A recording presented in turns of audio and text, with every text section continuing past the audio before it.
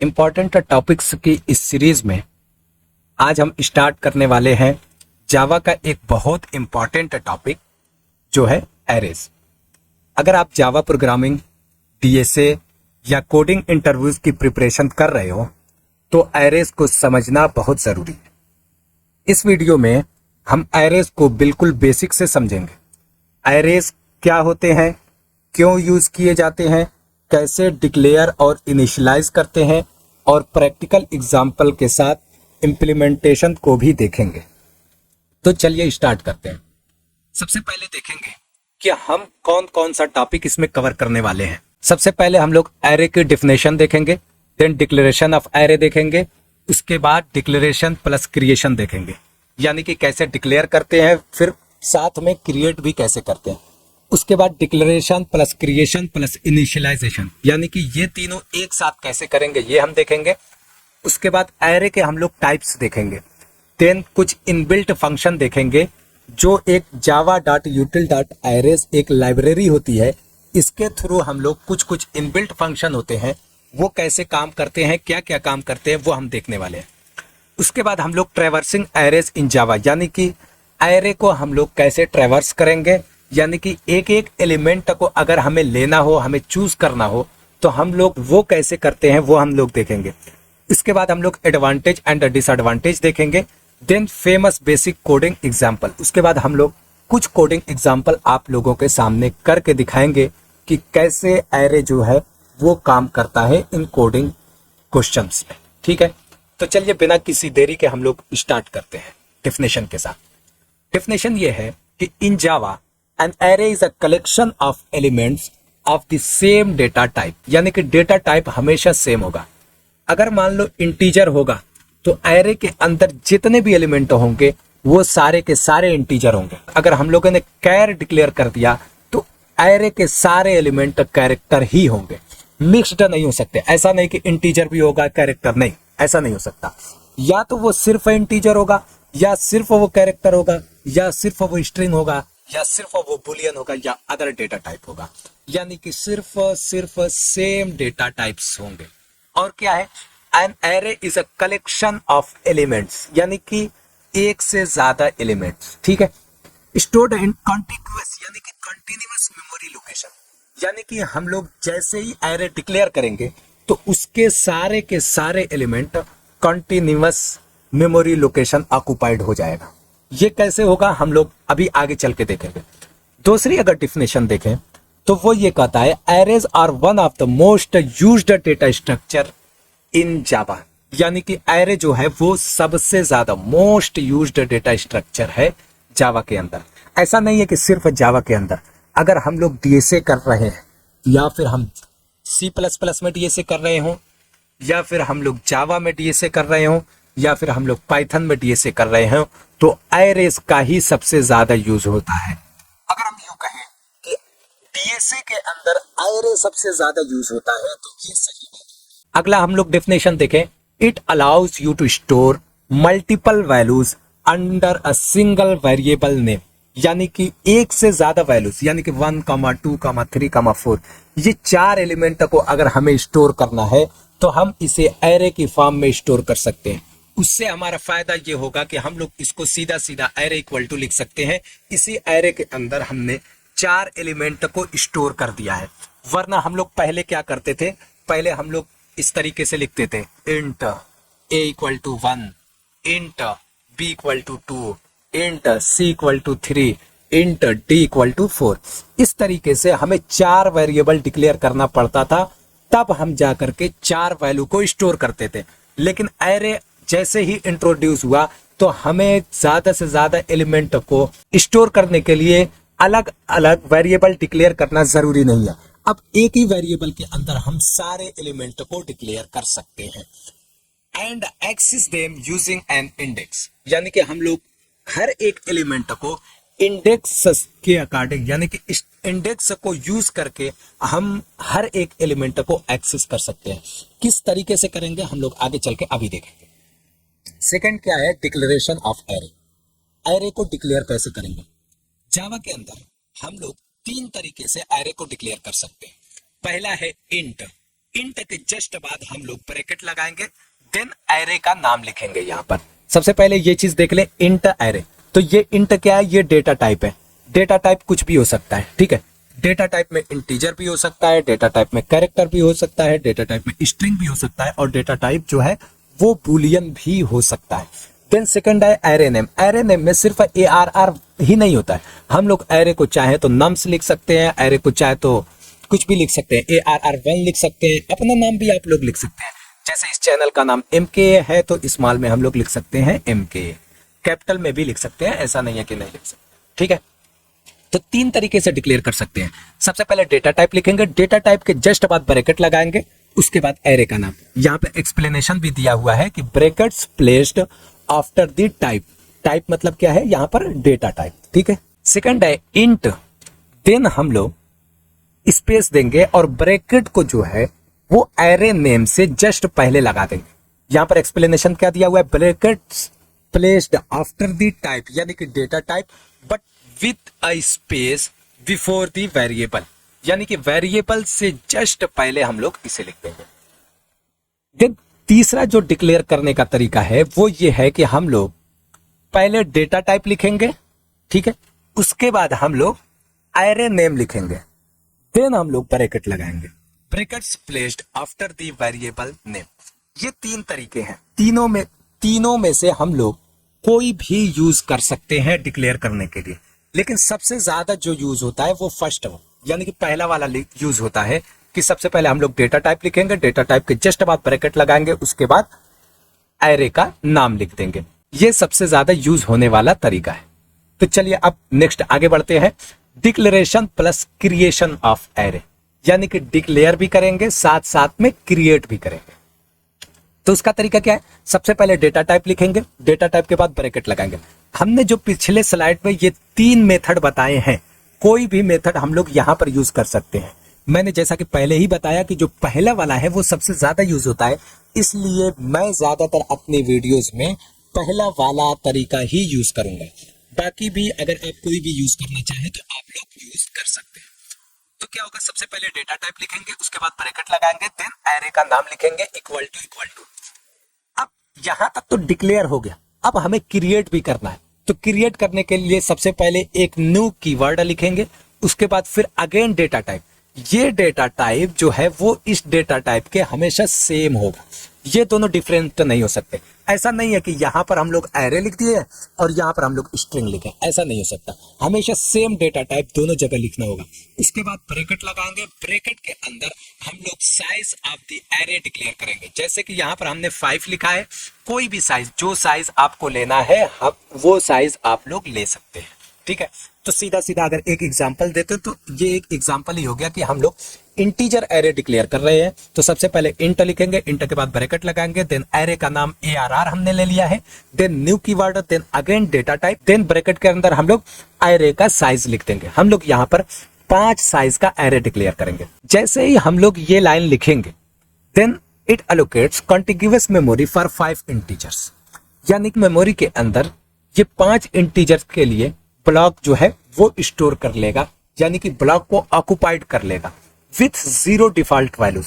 यानी कि अगर हमने इनिशियलाइज नहीं किया, इनिशियलाइज कैसे करते हैं वो अभी हम लोग अगली स्लाइड में देखेंगे। अगर हम लोग कुछ भी इनिशियलाइज नहीं करते हैं तो यहाँ पर सारी वैल्यूज 0 से इनिशियलाइज हो जाएगी, ठीक है, with 0 default value in the heap to store all elements, यानी कि ये हीप में स्टोर हो जाएगा। The variable ARR holds the reference to that memory block, यानी कि इस एरे के अंदर ये जो मेमोरी ब्लॉक है इसका जो है वो रेफरेंस से स्टोर हो जाएगा। मान लेते हैं रेफरेंस 400, यानी कि 4000, इसका जो है वो रेफरेंस है, ये ARR के अंदर स्टोर हो जाएगा। और साथ में एक चीज और हो जाएगी कि पहला जो एलिमेंट होगा उसका इंडेक्स 0 हो जाएगा, सेकंड वाले का 1 हो जाएगा, उसके बाद वाले का 2, उसके बाद वाले का 3, उसके बाद वाले का 4। जैसे ही हम लोग एरे डिक्लेयर करते हैं ये इंडेक्स बेस्ड होता है और इसके इंडेक्सिंग 0 से स्टार्ट होती है, इसलिए हम लोगों ने 5 साइज का एरे डिक्लेयर करा है तो वो 0 से लेकर के 4 इंडेक्स तक स्टोर हो जाए। चलिए अब नेक्स्ट देखते हैं, declaration plus creation plus initialisation. इसको भी हम लोग 3 मेथड से कर सकते हैं, ठीक है। सबसे पहले हम लोग क्या करेंगे, ये लाइन लिखेंगे, ठीक है।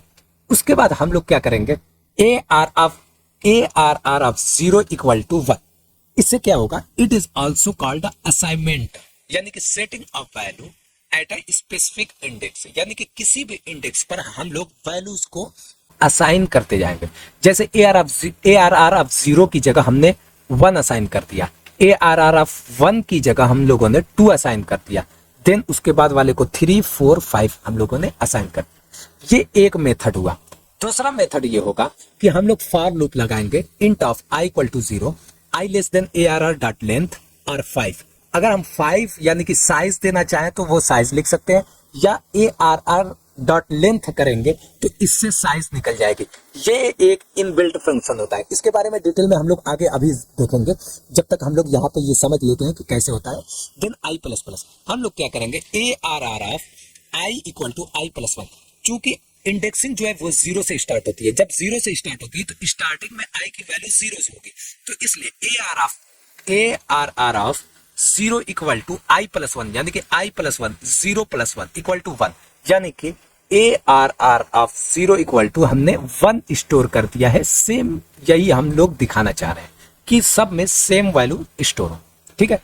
तीसरा मेथड ये है कि हम लोग इंट लिखेंगे, यानी कि डेटा टाइप लिखेंगे, देन ब्रैकेट्स लगाएंगे, देन हम लोग एरे का नाम लिखेंगे, देन इक्वल इक्वल के बाद हम लोग न्यू कीवर्ड भी नहीं लगाएंगे, दोबारा इंट यानी कि डेटा टाइप भी नहीं लिखेंगे और साइज भी नहीं लिखेंगे, डायरेक्ट हम लोग कर्ली ब्रैकेट लगाएंगे, देन जितने वैल्यूज हमें डिक्लेयर करना है उतनी वैल्यूज हम लोग लिख लेंगे। इससे फायदा क्या होगा कि हमें न्यू कीवर्ड लिखने की जरूरत नहीं है। देखिए, दो फायदा यहां पर हम लोगों ने ऑलरेडी लिखा है, no need to use new keyword, यानी कि न्यू कीवर्ड को यूज करने की जरूरत नहीं है। दूसरा क्या है, array size is inferred from the number of elements, यानी कि ये क्या करेगा, ऑटोमेटिकली यहीं से ये एरे कितने नंबर ऑफ एलिमेंट्स है वो काउंट कर लेगा और एरे का साइज ऑटोमेटिकली डिक्लेयर कर देगा, ठीक है। ये 3 मेथड हो गए। चलिए इसको एक बार इक्लिप्स आईडी पे देखते हैं कि क्या ये सही में वर्क करता है या नहीं करता है। तो हमने ये इक्लिप्स आईडी खोल ली है। आप किसी भी आईडी में ये चीज कर सकते हैं। अगर आपके लैपटॉप में VS कोड है तो आप VS कोड में कर सकते हैं, अगर आपके लैपटॉप में IntelliJ आईडी है तो उसमें आप कर सकते हैं। मैं चूंकि कंफर्टेबल हूं इक्लिप्स आईडी में, इसलिए मैं इसमें कर रहा हूं और मेरे लैपटॉप में यही है भी, तो ठीक है। चलिए देखते हैं। सबसे पहले अगर ये 2-3 लाइन हम देखें, ये 4 लाइन जो है वो टेम्पलेट होता है जावा का। इसमें क्या क्या होता है ये भी समझ लेते हैं। ये जो एरे है, ये एरे ये क्लास का नाम होता है। अगर कुछ लोग ये भी देखें ये लाइन, तो ये एक पैकेज होता है। जब आप इक्लिप्स आईडी में जब भी कोई भी क्लास बनाना चाहेंगे तो हमें उसे किसी एक पैकेज में रखना पड़ता है। तो ये पैकेज हमने एरेस नाम का पैकेज बनाया है, तो उसके अंदर रखा है। उसके अंदर हम लोगों ने एक क्लास बनाया है array.java के नाम से, इसलिए यहाँ पे शो कर रहा है पब्लिक क्लास एरे। अब ये देखें, मेन मेथड है। मेन मेथड के लिए हमें ये लाइन लिखनी ही होती है। सबसे पहले public static void main, then string arguments, ठीक है। अब ये जो है बेसिक टेम्पलेट होता है जो हर किसी को आना ही चाहिए, ठीक है। अब इसके अंदर सबसे पहले हम लोग क्या करेंगे, हम लोग एरे को डिक्लेयर करेंगे। डिक्लेयर अभी हमने बताया कि कैसे करते हैं। सबसे पहले डेटा टाइप लिखेंगे, डेटा टाइप के बाद हम लोग ब्रैकेट लगाएंगे, ब्रैकेट के बाद हम लोग एरे का नाम देंगे, then equal to, then new keyword लिखेंगे, देन अगेन डेटा टाइप, उसके बाद ब्रैकेट लगाएंगे और उस एरे का साइज हम लोग यहाँ पे लिख देंगे। मान लेते हैं कि हम लोग 5 यहाँ पर। जैसे ही हम लोग ये लाइन लिख रहे हैं तो आप लोग देख रहे होंगे कि हमें यहां पर हमने एरे लिखा है जबकि यहां पर हमें डेटा टाइप लिखना है, ठीक है। ये लाइन हमने लिख दिया। अब इससे क्या होगा, एरे डिक्लेयर भी हो गया और एरे क्रिएट भी हो गया, ठीक है। एक काम करते हैं, हम लोग इसको आउटपुट करा के देखते हैं कि आउटपुट में आता क्या है, ठीक है। system.out.println, ठीक है। इसके अंदर हम लोग ARR डाल देते हैं, ठीक है। अब इसको रन करा के देखते हैं कि इससे आउटपुट क्या आता है। यहां पर देखें कि कुछ भी नहीं आया, ब्लैंक आया, क्योंकि एरे के अंदर कोई एलिमेंट है ही नहीं, तो वो आएगा कहां से। अब देख, हमने 3 मेथड बताए हैं डिक्लेयर करने के। यहां पर आप देखें, पहला मेथड ये है कि हम लोग एक एक एलिमेंट को इंडेक्स वाइज असाइन करते जाएं। यही सेम काम हम लोग कर देते हैं यहां पर। ARR of 0 equal to 1, then ARR of 1 equal to 2। मैं सिर्फ 2 ही एलिमेंट यहां पर इनिशियलाइज कर रहा हूं। चलिए रन करके देखते हैं। सबसे पहले कंट्रोल एस से इसको सेव करना भी जरूरी होता है, देन हम लोग रन करें। जब हम लोगों ने ये एरे अभी प्रिंट किया है तो ये आउटपुट आ रहा है। इसका मतलब ये है क्योंकि एरे के अंदर जो है, अभी मैंने बताया है कि जैसे ही हम लोग ये लाइन लिखते हैं तो the variable ARR holds the reference to that memory block, यानी कि ये जो आउटपुट आया है वो रेफरेंस आया है इस एरे का। अब हम लोग यहां पर पहले एलिमेंट को देखना चाहें कि एरे ऑफ 0 के अंदर क्या चीज प्रेजेंट है, तो हमें एरे ऑफ 0 ही लिखना पड़ेगा। अब रन करके देखते हैं। यहां पर देखें एरे ऑफ 0 की वैल्यू 1 आ गई। ठीक है, एक चीज हम देखें कि हम सेम चीज दोबारा डिक्लेयर करते हैं तब क्या होता है एरे के अंदर। सेम चीज एरे ऑफ 0, और अब इसकी वैल्यू को मैं चेंज करके 9 कर देता हूं। मैंने पहले एरे ऑफ 0 इक्वल टू 1 लिखा, then array of 0 equal to 9 लिख दिया। इससे होता क्या है कि सिर्फ वैल्यूज मॉडिफाई हो जाती है, यानी कि पहली वैल्यू हट जाती है। जैसे यहां पर देखते हैं, यहां पर मान लेते हैं, यहां पर 1 ले लिया। जैसे ही हम लोग एरे डिक्लेयर करते हैं और ये है एरे ऑफ 0, अगर हम पहले डिक्लेयर किए कि ARR ऑफ 0 इक्वल टू 1, तो 1 इसके अंदर स्टोर हो जाता है। देन अगेन अगर हम लोग सेम लाइन लिखते हैं एरे ऑफ 0 इक्वल टू 2, ठीक है, जैसे ही हम ये लाइन लिखते हैं तो होता क्या है कि इस एलिमेंट की वैल्यू मॉडिफाई हो जाती है, कि जहां पर अब 1 ना होकर के अब यहां पर 2 हो जाती है। ठीक है, एक तरीके से देखें तो ये वैल्यू मॉडिफाई हो गई, अब ये 1 नहीं रही, अब यहां पर 2 हो गई। ठीक है, ये इनिशियलाइज करने का हम लोगों ने तरीका देख लिया। ये पहला मेथड था array of 0, then array of 1, then array of 2, then array of 3, then array of 4, then array of 5। यहां पर 1 लिया है, यहां पर 2 ले लेते हैं, यहां पर 3, यहां पर 4, यहां पर 5। ये मैंने 5 साइज का एरे डिक्लेयर किया। जिस तरीके से हम लोग डिक्लेयर कर रहे हैं सेम उसी तरीके से हम लोग आउटपुट भी देख सकते हैं। जैसे यहां पर एक एलिमेंट इस वाले मेथड से सिर्फ एक ही एलिमेंट हम लोग देख सकते हैं। सेम अगर एरे ऑफ 1 को देखना होगा तो दोबारा लिखेंगे, ये 5 बार हम लोग टाइप कर लेंगे। Array of 0, then array of 1, then 2, then 3, then 4। अब इसको सेव कर लेते हैं और रन करके देखते हैं क्या आता है। यस, 1 2 3 4 5 जो हम लोगों ने एरे डिक्लेयर किया, फिर क्रिएट भी किया है और इनिशियलाइज, तीनों चीज हम लोगों ने यहां से यहां तक किया है। तो इसमें क्या क्या है, यहां से यहां तक एरे डिक्लेरेशन है, देन यहां से यहां तक एरे क्रिएट हो गया है, और यहां से यहां तक एरे इनिशियलाइज हो गया। और ये क्या है, ये 5 लाइन जो है वो एरे को प्रिंट करने के मेथड्स है। दूसरा मेथड क्या था, फॉर लूप वाला था। फॉर लूप लगाएंगे सबसे पहले int of i equal to 0, i less than, या तो हम 5 लिख दें या फिर ARR डॉट लेंथ लिख दें, दोनों में से कोई भी लिख सकते हैं। मैं यहां पर 5 ही लिखता हूं क्योंकि मुझे एरे की लेंथ मालूम भी है। देन i प्लस प्लस, ठीक है, देन कर्ली ब्रैकेट। अब यहां से क्या करेंगे हम लोग, ARR of i equal to i plus 1। इससे क्या होगा, फॉर लूप के थ्रू हम लोग सारे पूरे एरे को ट्रेवर्स कर लेंगे एक एक करके, और सबकी वैल्यू इनिशियलाइज हो जाएगी। चलिए अब दोबारा रन करके देखते हैं। पहले सेव कर लिया हमने, देन रन करते हैं। देखें अभी 1 2 3 4 5 अभी भी आ रहा है। ठीक है, अब हम तीसरा मेथड देखें। तीसरा मेथड ये था कि डायरेक्ट हम लोग वैल्यूज ही लिख देंगे। ठीक है, ये ऑटोमेटिकली साइज वगैरह सब कुछ ले लेगा। तो क्या होगा, ARR, इसका मान लो नम्स दे देते हैं, इसका नाम, देन न्यू कीवर्ड की जरूरत ही नहीं है। देन हम लोग कर्ली ब्रैकेट लगाएंगे, 1 2 3 4, 4 ही एलिमेंट डिक्लेयर करते हैं। यहां पर मैंने गलत लिखा है, इंट देन ब्रैकेट लगाएंगे, और यहां पर ये हटा, ये भी हटा दें, नम्स हो गए। ठीक है, अब इसको प्रिंट भी तो करना है। अब देखिए, मैं ये चीज दोबारा लिख के एक बार और दिखा रहा हूं कि क्या ये नम्स के साथ भी सेम चीज आती है या। यहां पर मैं नम्स लिख, यहां पर पहला देखें, मैंने अभी क्या बताया था, वो मेमोरी लोकेशन का एड्रेस जो है वो स्टोर हो जाता है नम्स के अंदर। हमें एक एक एलिमेंट को एक्सेस करना है। वो कैसे करेंगे? उसके लिए हम लोगों को ऐसे ही अगेन लिखना होगा। तो ऐसे ना लिख करके मैं इसको भी कमेंट आउट कर देता हूं और यहां पर नम्स को मैं ARR ही लिख देता हूं, ठीक है। और ये वाली लाइन, अब देखें यहां पर एक इस वाली लाइन को भी मैं अभी कमेंट आउट कर देता हूं, ठीक है। अब इसको सेव करते हैं, देन रन करते हैं।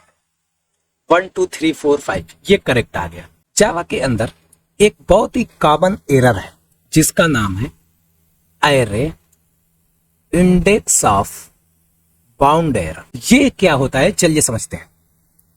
जैसे मान ले हमने एक एरे डिक्लेयर किया 2 साइज का, इसका इंडेक्स 0 होगा, इसका इंडेक्स 1 होगा। मान लेते हैं इस एरे का नाम ARR है और हमने पहले के अंदर 3 स्टोर कर दिया, दूसरा एलिमेंट मान लेते हैं इसके अंदर 7, ठीक है।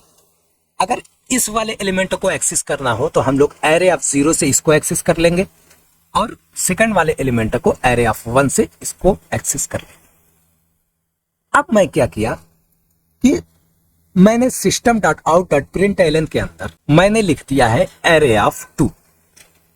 यहां पर देखें एरे ऑफ 0 तो हम लोग एक्सेस कर सकते हैं, एरे ऑफ 1 की भी वैल्यू हमें मिल जाएगी, लेकिन एरे ऑफ 2 कहां से आएगा?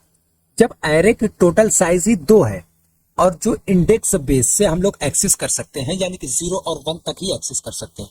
हमने यहाँ पर एरे ऑफ 2 दिया है, यानी कि इसके अंदर कोई और इंडेक्स 2 है ही नहीं, इसलिए ये एरे इंडेक्स ऑफ बाउंड हो गया। यानी कि हम लोग जो इंडेक्स प्रेजेंट है ही नहीं, हम उसे एक्सेस करना चाह रहे हैं, तो यही इंडेक्स ऑफ बाउंड होता है। सेव करें और रन करते हैं। अब यहां पर देखें जावा में यही एक चीज बहुत बेस्ट है, जहां तक आपका कोड सक्सेसफुली अच्छी तरह रन हो रहा होगा वहां तक रन ये कर देगा। उसके बाद जहां पे एरर आएगा वो यहां पर एरर शो करेगा और उसके आगे का कोड वगैरह जनरेट नहीं होगा और वो यहीं पर कोड को रोक देगा। जैसे ये सेम लाइन में इसके बाद भी लिखा, अब इसको सेव किया, देन मैं रन, यहां तक सक्सेसफुली रन हुआ, देन इस वाली लाइन में एरर आ गया। तो अब ये क्या है, इसके बाद वाली जो 4 लाइन है, ये 4 लाइनें बिल्कुल करेक्ट है, लेकिन इससे पहले जैसे ही एरर आ जाता है जावा वहीं पे कोड को टर्मिनेट कर देता है, ठीक है। इस लाइन में एरर देखें, यहां पर एरर लिखा हुआ है, क्या लिखा है? Array index out of bound exception, index 4 out of bounds at arrays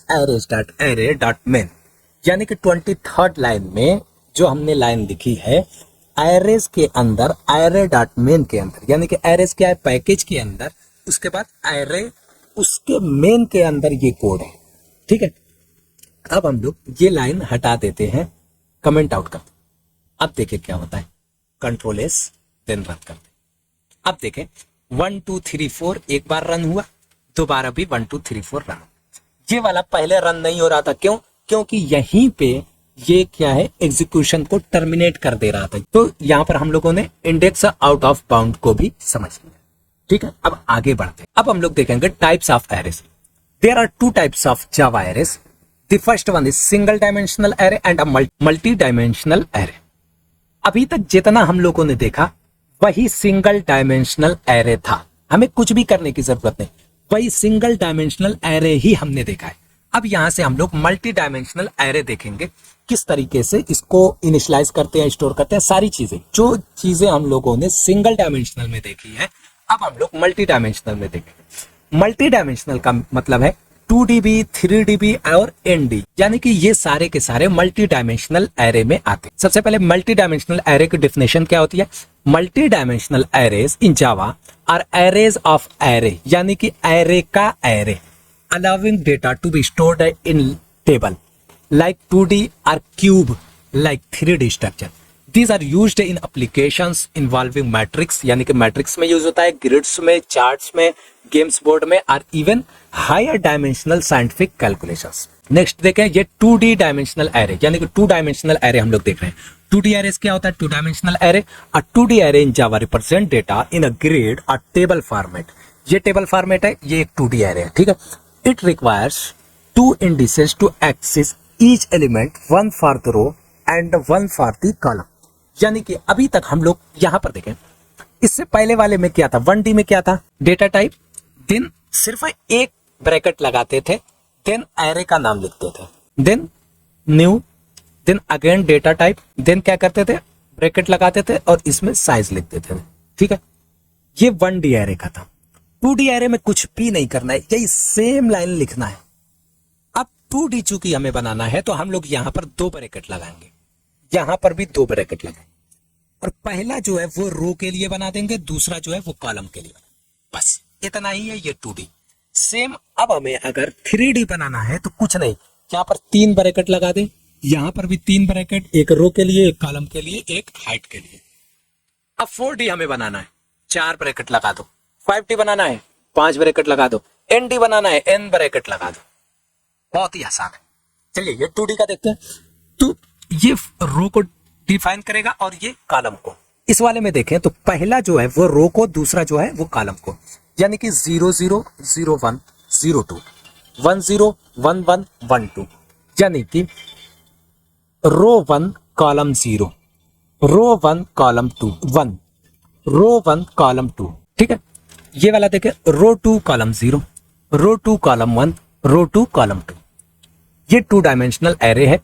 अब इसको इनिशियलाइज करते हैं, कैसे करते हैं वो हम लोग चलिए देखते हैं। सबसे पहले कैसे बनाएंगे, सीधा सीधा हम लोग लिखेंगे इंट। अब चूंकि हमें 2D एरे बनाना है तो 2 ब्रैकेट लगाएंगे, देन एरे का नाम ARR हमने दोबारा ले लिया है और न्यू कीवर्ड लिखा, then again data type, new int, 2 bracket लगा। यहां पर हम लोग साइज डिक्लेयर करें, मान लेते हैं साइज 2 × 2 की बना। एक एक एलिमेंट को हम लोग इनिशियलाइज कर सकते हैं। जैसे इसमें है, हम लोग ऐसे लिख सकते हैं ARR 0, 0 = 1, then ARR of 0, 1 = 2, then ARR of 1, 0 = 3, then ARR of 1, 1 = 4। इससे क्या होगा, यहां पर देखो, ये 0 है, ये 1 है, ये 0 है, ये 1, यहां पर 0 0, यानी कि ARR 0 0 0 की वैल्यू 1, ARR 0, 1, यानी कि रो 0 कॉलम 1 2, रो 1 कॉलम 0 3, रो 1 कॉलम 1 4। ये एरे डिक्लेयर होगा। लेकिन बार बार ये लाइन लिखना हमारे लिए टफ है, क्योंकि अभी मान लेते हैं हमने 2 और 2 का बनाया। मान ले कि अगर हमने बना दिया है 12 × 12 का, हम लोग एक एक करके नहीं लिखेंगे कि ARR 0 1 0 2 0 3 0 4 0 5 0 2 0 11 तक इसमें जाएंगे, देन फिर 1 के साथ 11 11 तक इसमें जाए, तो ये बहुत टफ है। तो इसके लिए आसान मेथड है कि हम लोग फॉर लूप यूज करेंगे। फॉर लूप कैसे करेंगे, पहले फॉर लूप रो के लिए, यानी कि इंट ऑफ रो = 0 से लेकर के रो लेस देन 12 ले लेते हैं, या n हम लोग लिख देते हैं, या लिख देते हैं size, then row plus plus.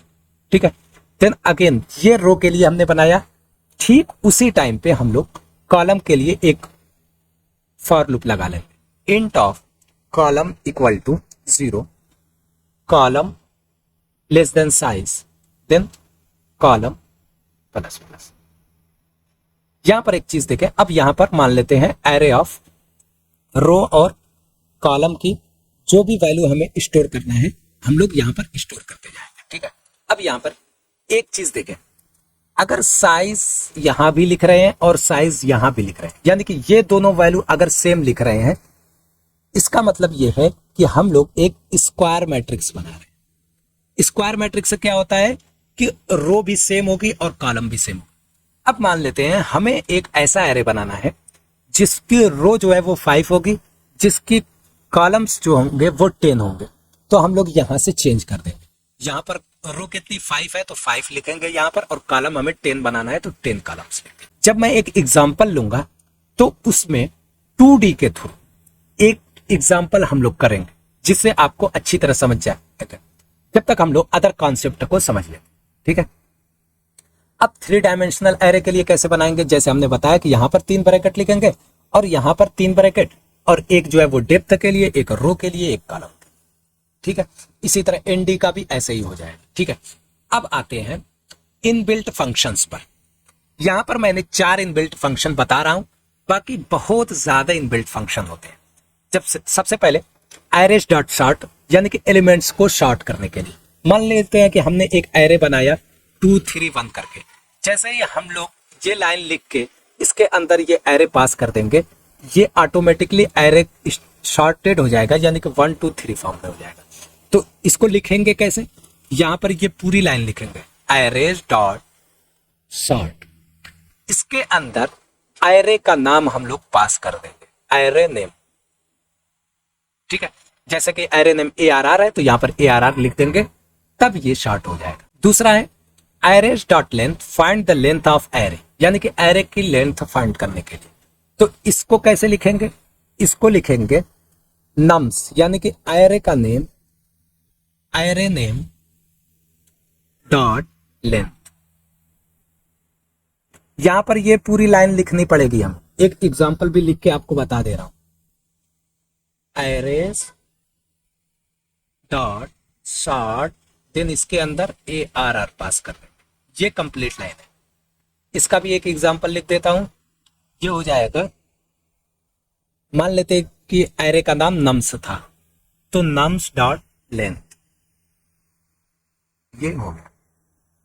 यहां पर जो तीसरा इनबिल्ट फंक्शन है वो है एरेज डॉट इक्वल्स, यानी कि compare two arrays. Two arrays को हम कंपेयर करेंगे कि ये दोनों इक्वल है या नहीं। तो इसको कैसे लिखेंगे? एग्जांपल में एरेज डॉट इक्वल्स, देन हम लोग मान लेते हैं कि एक पहला एरे है एरे 1 कॉमा एरे 2। ठीक है, ये हम लोग देखेंगे कि ये दोनों सेम है या नहीं। चलिए इक्लिप्स आईडी में इसको देखते हैं। यहां पर हम लोगों ने दो एरे डिक्लेयर किया है, ARR और ARR1। तो system dot out dot println, इसके अंदर वो मेथड लिख देते हैं एरे डॉट इक्वल्स, देन हम लोग दोनों एरे के नेम को पास कर देंगे, ARR कॉमा ARR1। यहां पर देखें, हमने जैसा कि पहले ही बताया है कि ये इनबिल्ट फंक्शन किसके थ्रू आता है? जावा डॉट यूटिल एरेज के अंदर। तो हम लोग ये पैकेज जो है वो इंपोर्ट कर लेंगे और साथ में हम लोग ये लाइन लिख देंगे system dot out dot println arrays dot equals ARR और ARR1। चलिए अब इसे सेव करते हैं और रन करके देखते हैं। तो यहां पर देखें ट्रू रिटर्न आ गया। अब हम लोग एक बार यहां पर एक एलिमेंट और बढ़ा देते हैं, और अब ये बराबर नहीं है, अब इसका आउटपुट फॉल्स आना चाहिए। एक और ये जो है arrays dot fill array name any variable to fill the array with the variable, यानी कि हम लोगों ने देखा है कि जैसे ही कोई भी एरे हम लोग डिक्लेयर करते हैं और क्रिएट करते हैं तो वो 0 से बाय डिफॉल्ट इनिशियलाइज हो जाता है। मैं चाहता हूं कि सब के सब -1 से इनिशियलाइज हो जाए। तो इसके लिए कुछ नहीं करना है, हमें लिखना होगा एरेज डॉट फिल, एरे का नाम ARR कॉमा माइनस। ठीक है, इससे क्या होगा, सारे के सारे एलिमेंट -1 से फिल हो जाएंगे। चलिए इसको भी करके देख लेते हैं। न्यू इंट 5 साइज का एक एरे बना लेता हूं और इसको मैं पहले प्रिंट करा लेता हूं, system dot out dot print ARR of i. इसको फॉर लूप से कर लेते हैं, for loop int of i equal to 0, i less than 5, then i plus plus int सारी चीजें से। ठीक है, अब ये हम लोग देखें कि क्या आउटपुट आता है। ठीक है, देखें 0 0 0, यानी कि बाय डिफॉल्ट 0 से, चूंकि सारे एलिमेंट्स जो है वो 0 से फिल हो जाते हैं, तो इसलिए यहां पे 0 आ रहा है। मैं चाह रहा हूं कि सारे एलिमेंट्स -1 हो जाए। तो क्या बताया अभी, एरेज डॉट फिल, देन क्या लिखेंगे इसके अंदर? दो चीजें। एरेज डॉट फिल के अंदर सबसे पहले एरे का नाम ARR लिख दिया और यहां पर -1। ठीक है, चलिए सेव करते हैं, अब रन करें। यहां पर देखें सारी वैल्यूज -1। चलिए अब आगे बढ़ते हैं। ट्रैवर्सिंग एरेज इन जावा। जावा के अंदर एरे को किस तरीके से ट्रैवर्स करते हैं? Traversing an array means accessing each element one by one, यानी कि एक एक एलिमेंट को एक्सेस करना।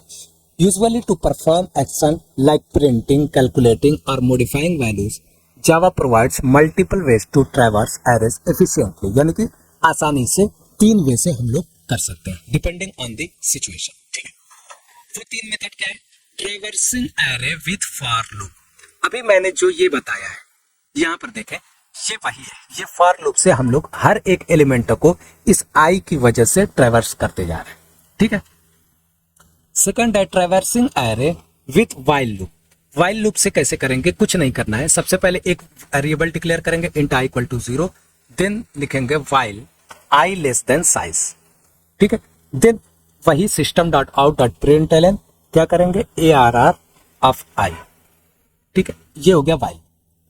Then traversing array with for each loop. For each loop बिल्कुल भी सेम होता है फॉर लूप की तरह, बस इसके अंदर क्या लिखते हैं, फॉर लूप इंट इन, कोई एक वेरिएबल ले लेंगे और यहां पर एरे का नाम लिख देंगे।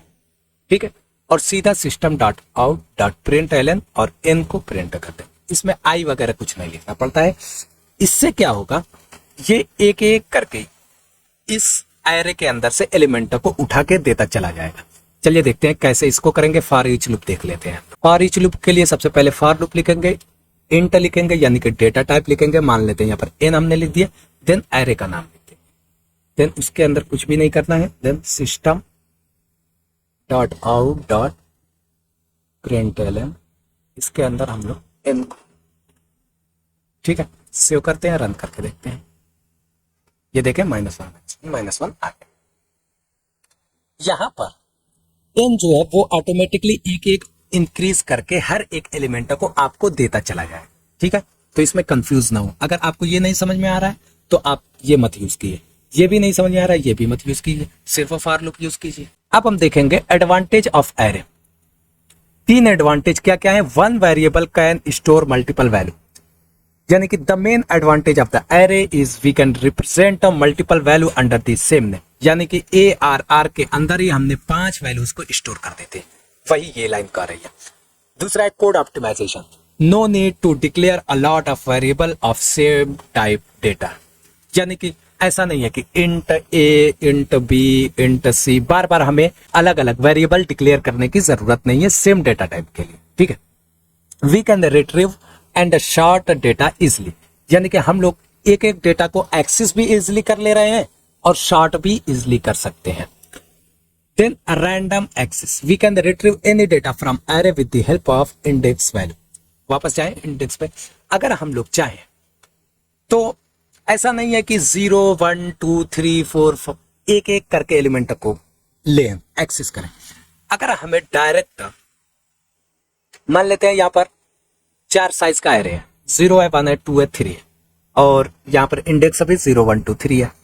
अब मैं चाह रहा हूं कि जो है वो लास्ट वाला एलिमेंट डायरेक्ट मुझे लेना है, तो कुछ नहीं, हमें सीधा सीधा लिखना है सिस्टम डॉट आउट और डॉट प्रिंटलन ARR ऑफ 3।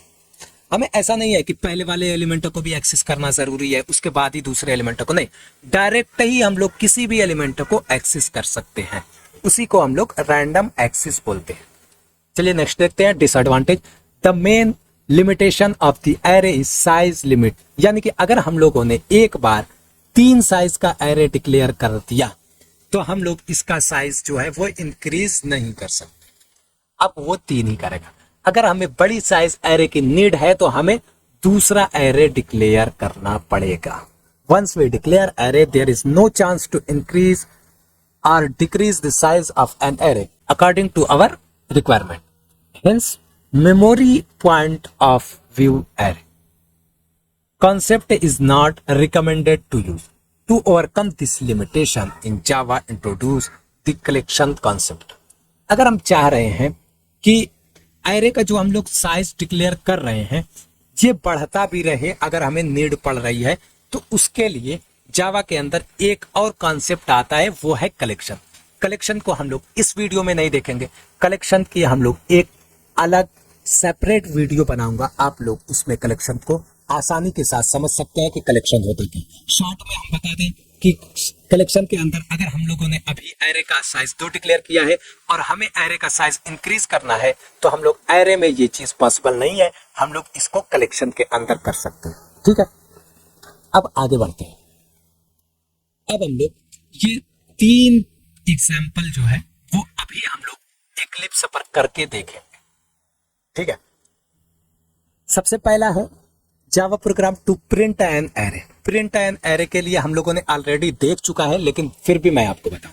ठीक है, और मैं बेसिक से बताऊं। सबसे पहले यहां पर देखिए हम लोगों ने एक एरे डिक्लेयर किया है जिसका नाम ARR है और उसका साइज 5 है।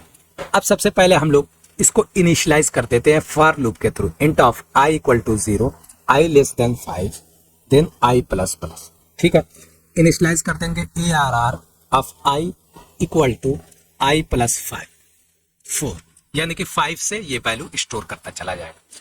अब प्रिंट करने का मेथड क्या है? फॉर ईच लूप से भी कर सकते हैं, फॉर लूप से भी कर सकते हैं, व्हाइल लूप से भी कर सकते हैं। तो मैं फॉर लूप से ही करूंगा। For loop int of i equal to 0, i less than 5, then i plus plus.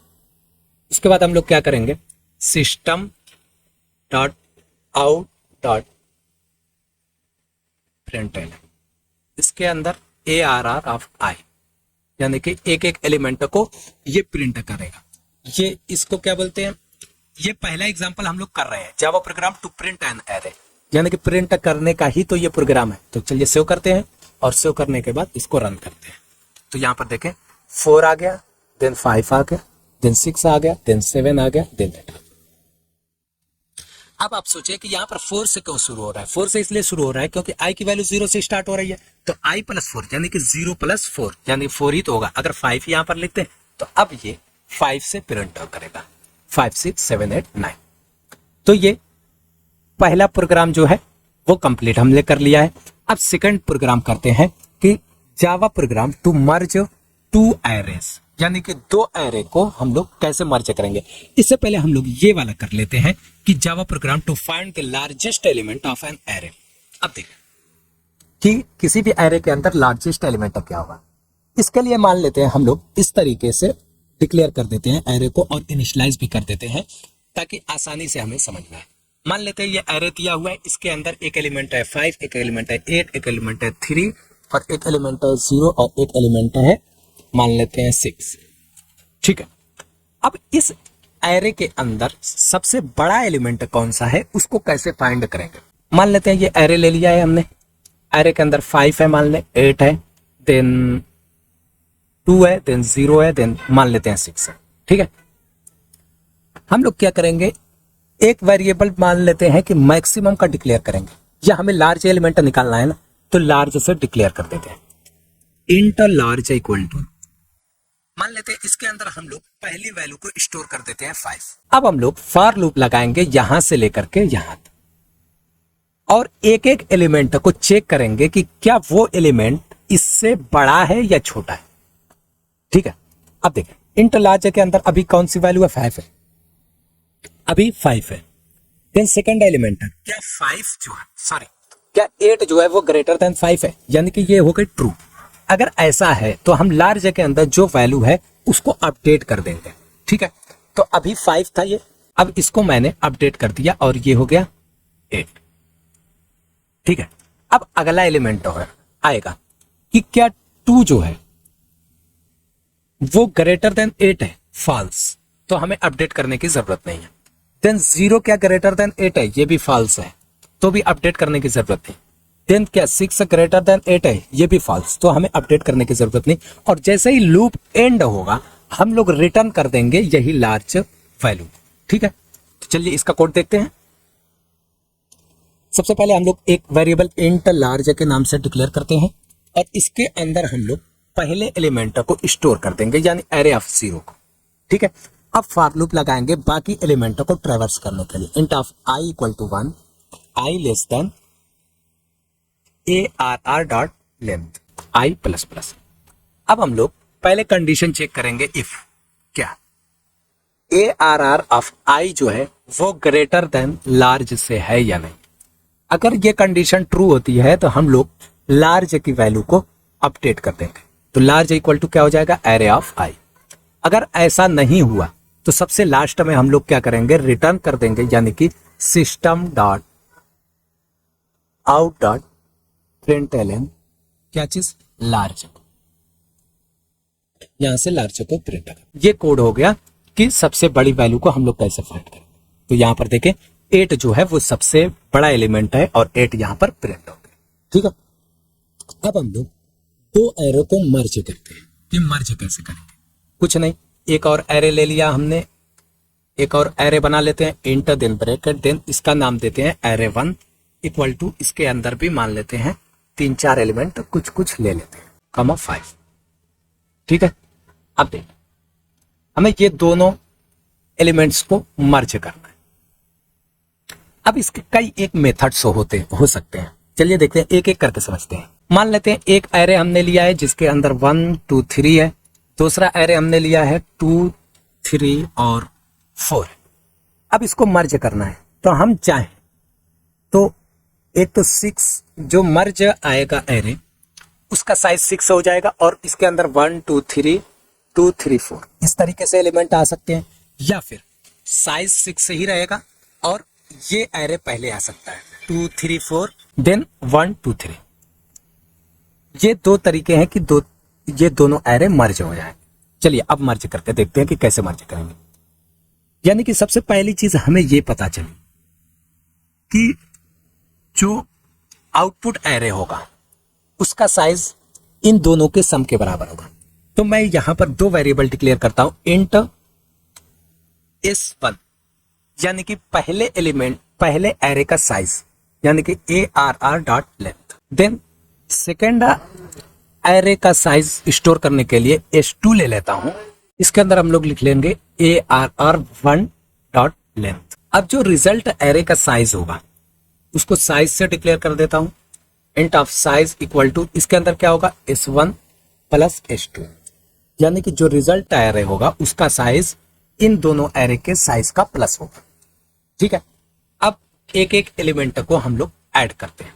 वो कैसे करेंगे, तो एक और एरे डिक्लेयर करेंगे, मान लेते हैं कि रिजल्ट उसका नाम दे देते हैं इंट रिजल्ट, और इससे पहले ब्रैकेट यहां पर होगा, int result equal to new int, और इसका साइज क्या होगा साइज। देन हम लोग फॉर लूप यूज करके सारे एलिमेंट को इसके अंदर डालते हैं एक एक करके। सबसे पहले for loop int of i equal to 0, i less than कहां तक s1 तक, देन i प्लस प्लस, इसमें क्या होगा, देन लिखेंगे result of i equal to arr of i, यानी कि पहले एरे का सारा एलिमेंट इसके अंदर कॉपी हो जाएगा।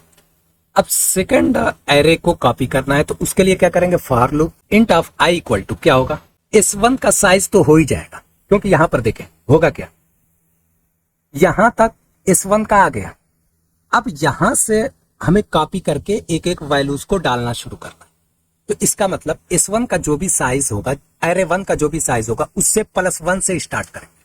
ठीक है, s1 एरे 1 का साइज है तो s1 + 1 यहां से स्टार्ट करेंगे, देन i को लेस देन करेंगे कहां तक, साइज तक। ठीक है, देन i प्लस प्लस। अब इसके अंदर कॉपी करेंगे, क्या कॉपी करेंगे, result of i equal to arr1 of i। ठीक है, अब क्या करेंगे कि क्या ये कॉपी हुआ या नहीं, इसके लिए हम लोग लूप के थ्रू रिजल्ट एरो को देखेंगे, int of i equal to 0, i less than size, then i plus plus. अब यहां पर system dot out dot println, इसके अंदर होगा रिजल्ट ऑफ i। ठीक है, तो चलिए देखते हैं कि ये कोड प्रॉपर वर्क कर रहा है या नहीं। यहां पर देखें, यहां पर आ गया है एरे इंडेक्स ऑफ बाउंड, ये किस में जा रहा है, ये लाइन नंबर 17 में जा रहा है। यहां पर ये इंडेक्स आउट ऑफ बाउंड क्यों जा रहा है आप लोग अच्छी तरह समझ सकते। यहां पर हम लोग मैं यहीं पर समझा दूं, यहां पर s1 क्या है 3 है, यहां पर s2 क्या है 3 है। ठीक है, सबसे पहले वाले में हम लोगों ने जो पहला लूप चलाया है वो 0 से लेकर के 2 तक चलाया है। दूसरे वाले में हम लोग कहां से चला रहे हैं, दूसरे वाले में s1 + 1 से चला रहे हैं। हम लोग कहां से चला रहे हैं, 4 से चला रहे हैं। तो यानी कि ये 4 5 और 6 तक जाने लगा। 4 भी हम एक्सेस कर सकते हैं, ये वाला 5 भी एक्सेस हो जा रहा है, ये वाला, लेकिन 6 जो है ही नहीं इसके अंदर, और यहां पर हम लोगों से ये मिस हो रहा है। इसकी वजह यह है कि एरे के अंदर जो इंडेक्सिंग होती है वो 0 से स्टार्ट होती है, जिसकी वजह से हम लोग जो दोबारा ये चीज लिख रहे हैं वो S1 प्लस 1 से नहीं बल्कि S1 से ही होगा। ठीक है, चलिए इसको करेक्ट करते हैं, सेव करते हैं, अब रन करते हैं। एक दिक्कत यहां पे और है, हम लोग लिख रहे हैं S1 से हम लोग स्टार्ट कर रहे हैं, यानी कि 3 से स्टार्ट कर रहे हैं, जबकि 3 इसके अंदर है ही नहीं। यहां पर भी तो 0 है, 1 है और 2 ही है। तो इसलिए हम लोग क्या करेंगे, जब हम लोग एरे 2 लिखेंगे, यानी कि ये एरे 1 जहां पे लिखेंगे तो आई नहीं हो, आई माइनस S1 कर देंगे। ठीक है, अब सेव करते हैं, अब रन करते हैं। यहां पर देखें तो क्या आया, 5830635895। तो 5830635895। ठीक है, ये एरे आ गया। अब देखिए मैं कुछ और इसी से रिलेटेड क्वेश्चन आप लोगों को बता दे रहा हूं, आप लोग उसे खुद से ट्राई कीजिएगा। हम लोगों ने S1 को पहले प्रिंट किया है, S2 को बाद में प्रिंट किया है। आप लोग S2 को पहले प्रिंट कीजिए, फिर S1 को प्रिंट कीजिए, पहला चीज। दूसरा, प्रिंट करने के बाद इसको शॉर्ट कीजिएगा। मैं एक नई स्लाइड ले रहा हूं और इसमें क्वेश्चन को एक्सप्लेन कर दे रहा हूं। क्वेश्चन 1 है मर्ज S2 प्लस S1। क्वेश्चन 2 है after merge then sort the array. ये 2 क्वेश्चन आप लोग खुद से सॉल्व कीजिएगा। अभी के लिए इतना ही, तो चलिए आगे बढ़ते हैं और एक लास्ट प्रॉब्लम देखते हैं। ये प्रॉब्लम जो है वो 2D से रिलेटेड है। अभी तक जो हमने ऊपर 3 एग्जाम्पल्स देखे हैं, ये तीनों एग्जाम्पल जो है, ये तीनों एग्जाम्पल ये 1D से रिलेटेड था। अब एक और एग्जाम्पल देखते हैं, 2D से रिलेटेड हो जाएगा, ताकि सारे कॉन्सेप्ट हम लोगों को समझ में आ जाए। ये क्वेश्चन है Java program to find the sum of diagonals of a matrix. यानी कि हमें कोई भी मैट्रिक्स दिया होगा और उसका हमें डायगोनल्स के सम निकालने हैं। सिर्फ डायगोनल्स नहीं निकालना है बल्कि डायगोनल्स के सम निकालने हैं। अब सबसे पहले समझते हैं कि डायगोनल्स होता क्या है। सबसे पहले डायगोनल्स जो है वो स्क्वायर मैट्रिक्स में ही पॉसिबल है। जैसे मान लेते हैं ये 3 इंटू 3 का एक मैट्रिक्स दिया है, 1 2 3 4 5 6 एंड 7 8 और 9। इसका डायगोनल्स जो है वो 1 है, 5 है और 9 है। एक और कॉन्सेप्ट आता है रिवर्स डायगोनल का। इसमें रिवर्स डायगोनल जो है वो 3 5 और 7 होता है। तो हमें रिवर्स डायगोनल का सम नहीं निकालना है। अभी जो हम प्रॉब्लम कर रहे हैं वो सिर्फ डायगोनल दिया हुआ है, यानी कि 1 + 5 + 9 यानी कि 15 इसका आंसर आना चाहिए।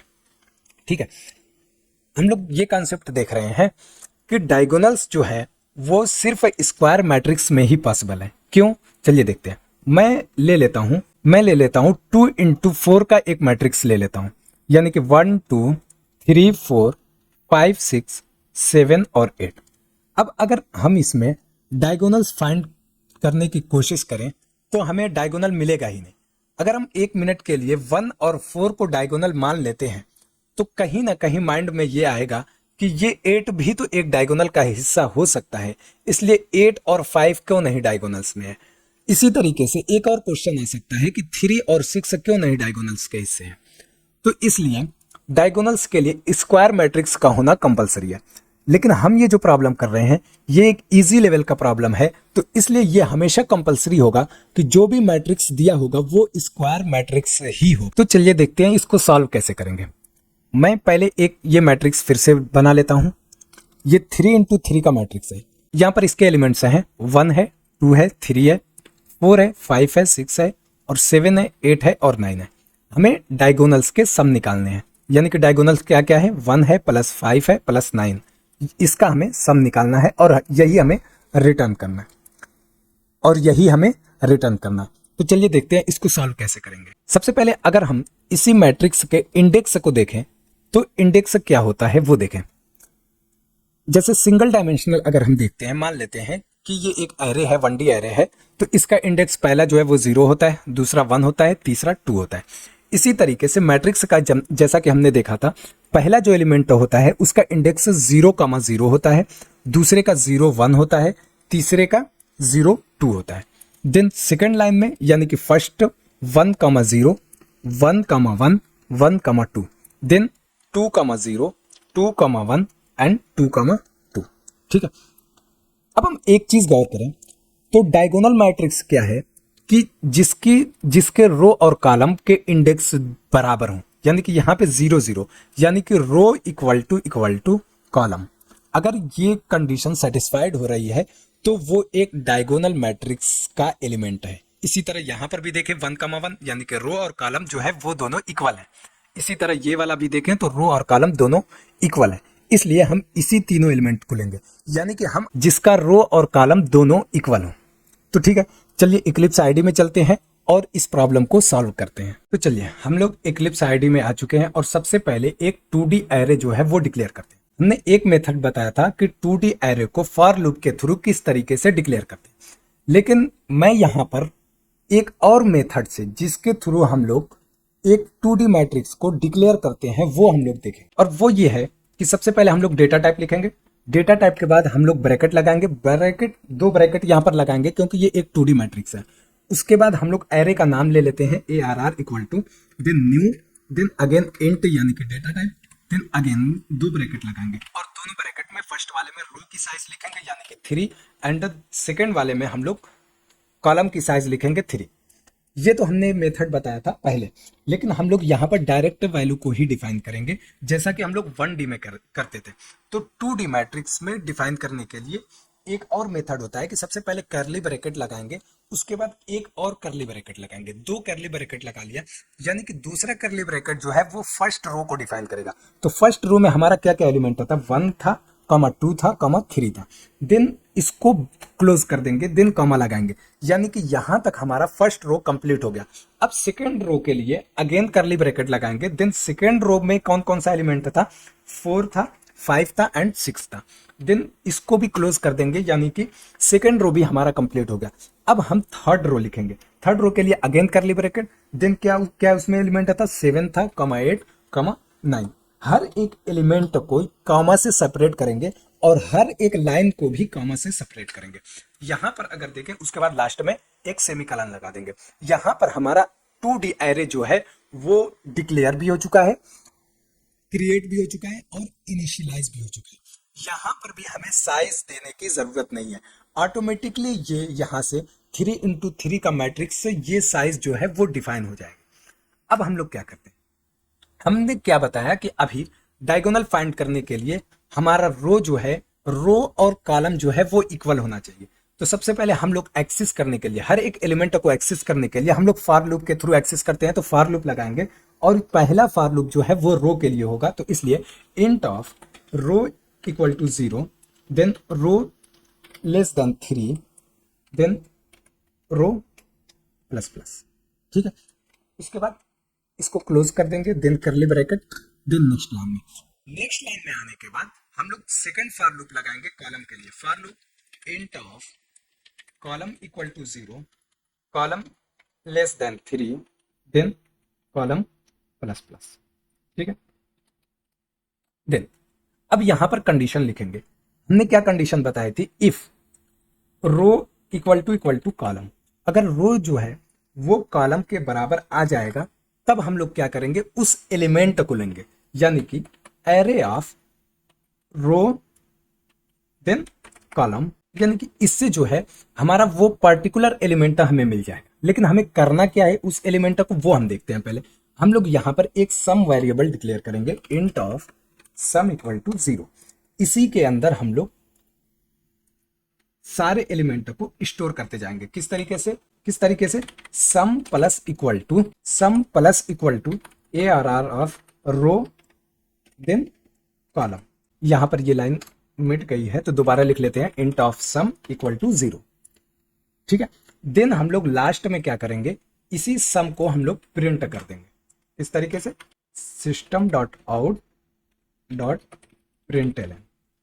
इसके अंदर हम लोग क्या प्रिंट करेंगे, सम को प्रिंट करें। चलिए इसको सेव करते हैं, देन रन करते हैं। यहां पर देखें 15 हमारा आंसर आ गया। अब एक चीज देखें, क्योंकि हम लोगों ने कुछ भी यहां पर डिफाइन ही नहीं किया है कि रो कितनी होगी और कॉलम कितनी होगी, तो इसलिए यहां पर 3 की जगह हम लोग ARR डॉट लेंथ लिख सकते, रो प्लस प्लस। ठीक है, अब सेकंड में यहाँ पर 3 की जगह क्या आएगा? आज मेरा इक्लिप्स सही से वर्क नहीं कर रहा है। यहाँ पर मैं डायरेक्ट एक और लाइन लिख देता हूं, वो ये होगा, सेकंड में हम लोग क्या लिखेंगे, कॉलम इज लेस देन क्या होगा, ARR ऑफ 0, यानी कि हम लोग पहले रो के थ्रू हम लोग कितने टोटल कॉलम्स हैं वो हम लोग डिफाइन कर सकते हैं। यानी कि column is less than ARR of 0 dot length. ठीक है, ये लाइन हम लोग 3 की जगह पर लिख सकते हैं। ठीक है, ARR 0 डॉट लेंथ, इससे कॉलम हमारा निकल जाएगा। ठीक है, चलिए सेव करते हैं और रन करके देखते हैं कि अगेन 15 आता है, यानी ये 15 आ गया। नेक्स्ट वीडियो में आप लोग अभी कमेंट में बताएं कि नेक्स्ट वीडियो किस टॉपिक पे बनाई जाए। मिलते हैं नेक्स्ट वीडियो में एक और नए टॉपिक के साथ।